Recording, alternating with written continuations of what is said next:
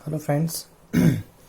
10 class की coordinate geometry का video series चल रहा है और इसमें ये वीडियो नंबर 4 है, जिसके अंदर हम आपको दिखाएंगे कि अगर दो पॉइंट्स किसी थर्ड पॉइंट से इक्वी डिस्टेंस पे हो, दो पॉइंट्स किसी थर्ड पॉइंट से इक्वी डिस्टेंस पे हो, मतलब पॉइंट ए और बी और पॉइंट ए और सी का डिस्टेंस इक्वल हो। इक्वी डिस्टेंस मीन्स इक्वल हो, मतलब कि दो पॉइंट अगर कोई थर्ड पॉइंट से इक्वल डिस्टेंस पे हो और इसके साथ एक कंडीशन है कि अगर वो थर्ड पॉइंट वाई एक्सिस के ऊपर होता है तो आप वाई कैसे फाइंड कर सकते हो। काफ़ी बड़ा कंसेप्ट है। फिर से मैं आपको एक बार एक्सप्लेन कर लेता हूँ कि कोई दो पॉइंट हैं और वो दो पॉइंट किसी थर्ड पॉइंट से इक्वल डिस्टेंस पे हैं, राइट।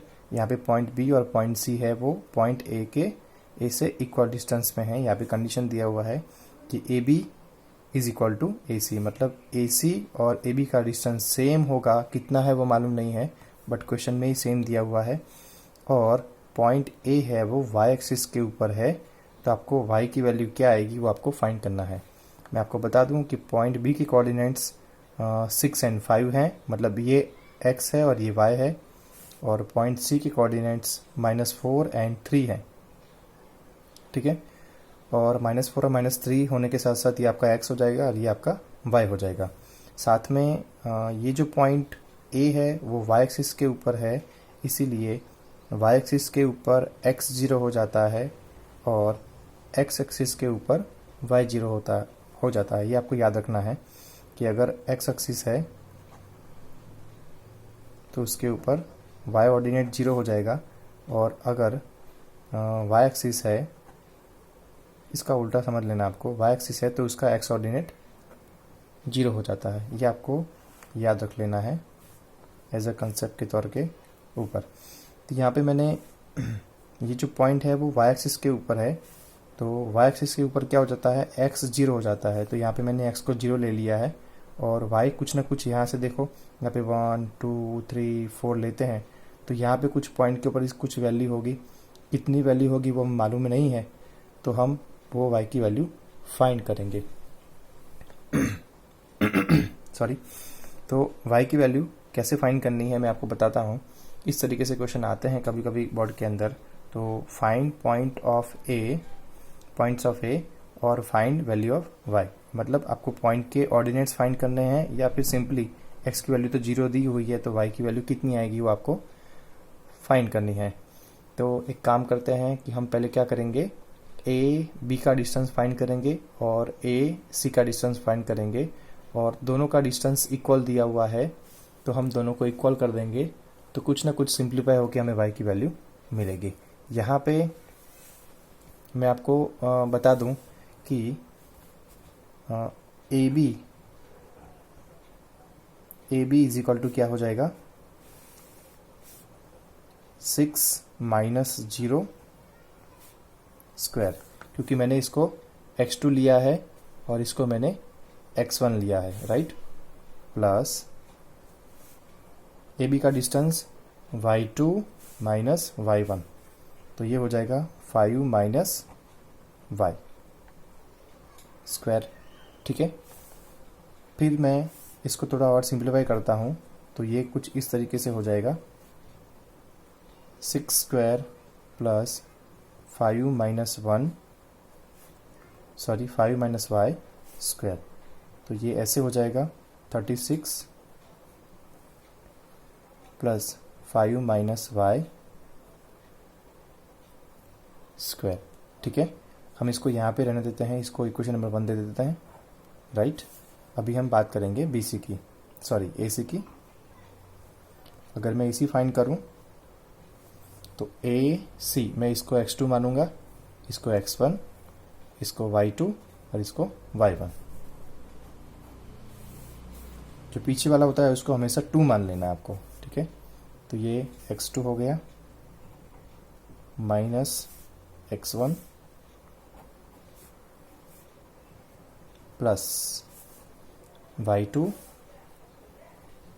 माइनस y1 स्क्वायर, अभी ए सी इज इक्वल टू क्या हो जाएगा, माइनस माइनस प्लस, -4 है, स्क्वायर होगा तो 4 ही होगा, इसलिए मैंने सिंपली 4 लिख दिया। इसको सॉल्व करोगे तो कितना मिलेगा आपको, 16 plus 3 minus 5 square.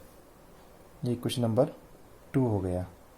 But question के अंदर आपको एक हिंट दी हुई थी कि A B is equal to A C, तो मैं इक्वेशन 1 और इक्वेशन 2 को, मतलब इक्वेशन 1 ए बी को रिप्रेजेंट करता है और इक्वेशन 2 है वो ए सी को रिप्रेजेंट करता है। तो मैं इक्वेशन 1 और इक्वेशन 2 को गिवन के अकॉर्डिंग दोनों को मैं इक्वल दिखा सकता हूँ। तो यहाँ पे equation 1 36 plus 5 minus 1 square plus is equal to हो जाएगा, दोनों इक्वल हैं आपस में इसीलिए 16 plus 3 minus Y square is equal to के दोनों साइड स्क्वायर स्क्वायर हैं तो ये कट हो जाएगा।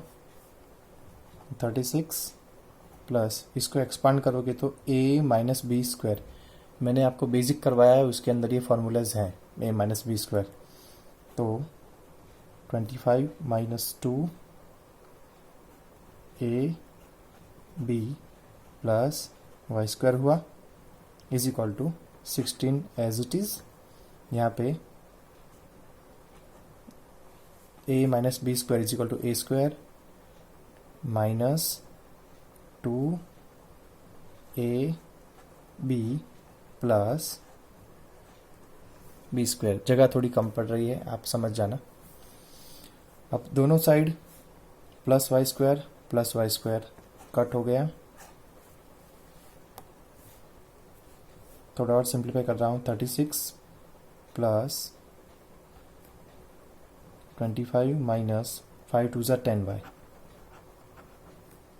Is equal to 16 plus 9 minus 3 टू ज़ा 6y। इसको आप प्लस करा लीजिए।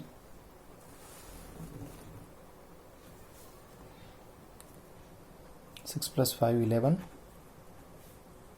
61 minus 10y is equal to 25 minus 6y। इसको यहाँ पे लेकर आ जाइए और इसको यहाँ पर 61 minus 25y, 25 is equal to minus 6y plus 10y। बाजू में माइनस कर लेते हैं। 61 माइनस 25 11 6 5 3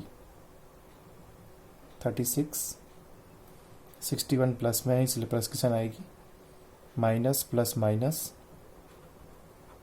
4y माइनस 6 प्लस 10, 10 में से 6 गया तो 4 बचेगा, 10 के आगे प्लस की साइन है, 10 बड़ा है इसलिए प्लस साइन में आएगी। 4y is equal to 36, y is equal to 36 by 4, 4 9 जा। इस तरीके से ये सॉल्व हुआ। हमें सिर्फ y ही फाइंड करना था और हमें y मिल गया। इस तरीके से सॉल्व होता है। देखिए आप इसके अंदर काफ़ी, यहाँ से ये पूरा पोर्शन आप देखोगे तो ये स्टेप सारे लीनियर इक्वेशन से चलकर आए हैं। तो अगर आपने भी फिर भी लीनियर इक्वेशन नहीं देखा है तो आप बेसिक पहले कर लीजिए, ताकि ऑलमोस्ट सारे चैप्टर के अंदर बेसिक तो आएगा ही आएगा, लीनियर इक्वेशन तो लगेगी। तो आप पहले लीनियर इक्वेशन एक बार अच्छी तरीके से सॉल्व कर लीजिए। यहाँ पे पार्ट 4 के अंदर हमने ये कुछ सारी बातें कवर कर दी कि कैसे कोई पॉइंट है वो y के ऊपर होता है तो कैसे उस y के पॉइंट को हम फाइंड कर सकते हैं। सेम कभी कभी क्वेश्चन ऐसा भी आता है कि ये डायग्राम आपको बिल्कुल x से स्टार्ट होने वाली मिले, शायद से हम पार्ट 5 के अंदर वो क्वेश्चन आपको कराएंगे। तो इस वीडियो को लाइक कीजिए, शेयर कीजिए, सब्सक्राइब कीजिए और हमारे चैनल को भी सब्सक्राइब कीजिए और वीडियो को हो सके इतना शेयर कीजिए। मिलते हैं आपको पार्ट 5 के अंदर कुछ नए कंसेप्ट के साथ। Thank you so much.